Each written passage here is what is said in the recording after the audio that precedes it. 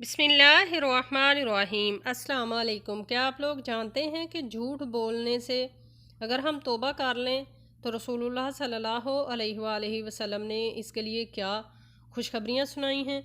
رسول اکرم صلی اللہ علیہ وآلہ وسلم نے فرمایا، میں اس شخص کے لیے جنت کے اندر ایک گھر کا ضامن ہوں جو لڑائی جھگڑا ترک کر دے اگرچہ وہ حق پر ہو، اور جنت کے درمیان میں ایک گھر کا اس شخص کے لیے ضامن ہوں جو جھوٹ بولنا چھوڑ دے اگرچہ وہ ہنسی مذاق میں ہی ہو، اور جنت کی بلندی میں ایک گھر کا ضامن ہوں اس شخص کے لیے جو اچھے اخلاق کا مالک ہو۔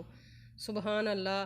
اللہ تعالیٰ سے دعا ہے کہ اللہ تعالیٰ ہمیں جھوٹ سے توبہ کرنے کی توفیق عطا فرمائے، اسی طرح اللہ تعالیٰ ہمیں حسن اخلاق اپنانے کی توفیق عطا فرمائے۔ آمین یا رب العالمین۔